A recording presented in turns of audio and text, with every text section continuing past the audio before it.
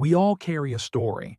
Some of it we tell out loud in job interviews, first dates, family gatherings. Some of it we whisper to ourselves when no one is listening. This is who I am. This is what happened to me. This is what I've overcome. This is what I deserve. It feels solid, like a foundation, like a home. But have you ever asked yourself, who wrote this story? Was it you? Or was it your parents, your culture, your past pain, your need to belong? Every time you were praised, criticized, labeled, or compared, something was added to the story. Over time, the story became detailed, refined, convincing, and you believed it.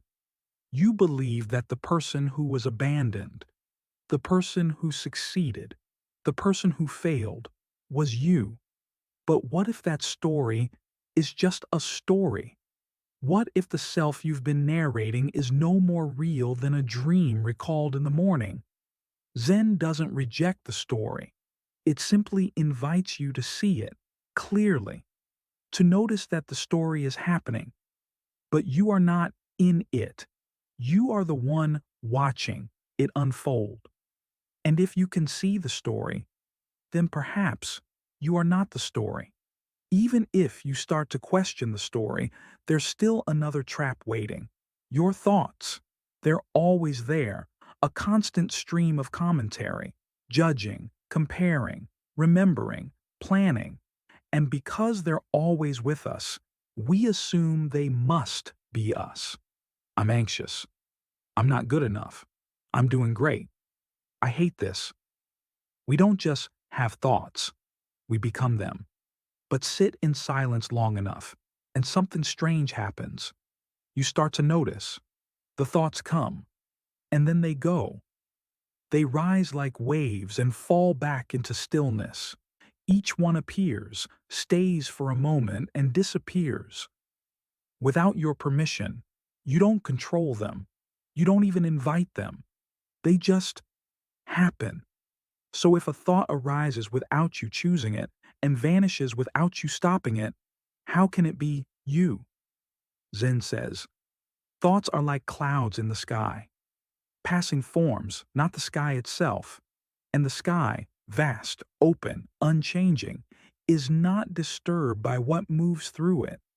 You are not the clouds. You are the sky. You are not your thoughts. You are the space that sees them. If you're not your story and not your thoughts, then what is the you you've been identifying with all this time? Where did it come from? It began early, before you had words for it. You looked into your parents' eyes and saw approval or disappointment. You learned what got attention and what didn't. You adapted. You learned your name, your gender, your role in the family, then school, peers, labels, grades, smart, shy, difficult, gifted. Each label became a thread, each expectation a stitch. Over the years, you wove these threads into a tapestry, a self-image, a sense of who you are. But this identity wasn't built from truth. It was built from repetition. Repetition of how others saw you. Repetition of how you reacted. Repetition of how you explained yourself to survive. And now you wear it so tightly, you've forgotten you ever lived without it. But here's the thing. What was constructed can be seen, and what can be seen can be questioned. Zen invites you not to destroy the self, but to recognize it's not fixed, it's not you. It's a costume that grew around you, and beneath the costume, something still breathes. At this point, you might be wondering, if there's no solid self, then what's left?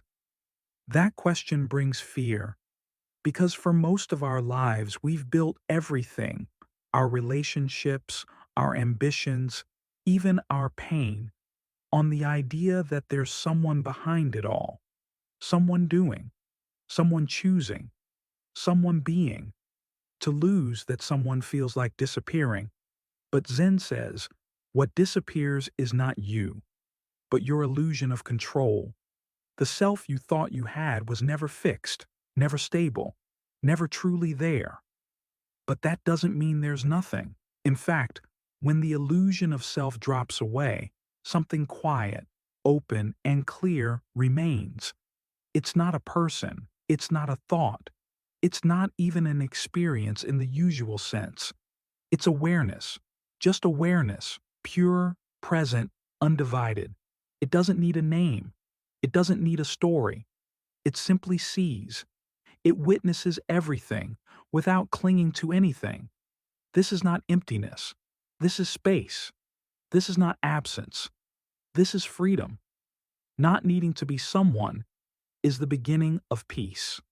We spend so much energy trying to be someone, to prove we matter, to protect an image, to live up to expectations, both ours and others. But when identity becomes a performance, life becomes exhausting.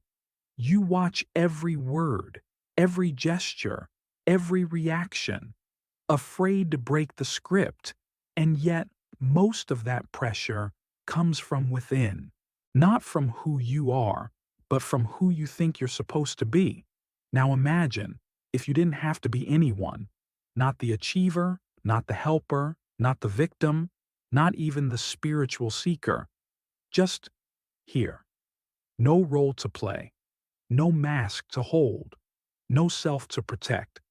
Zen doesn't ask you to become someone better.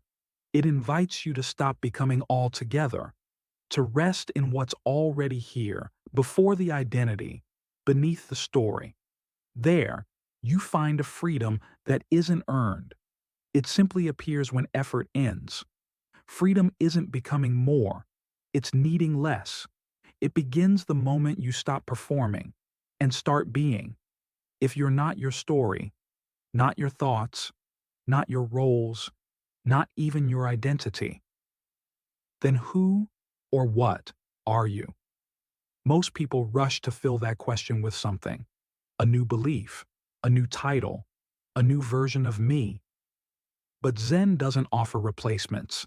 It offers silence, not as an absence, but as an invitation. When you sit quietly, without trying to be anything, without trying to fix, explain, or prove, something else begins to emerge.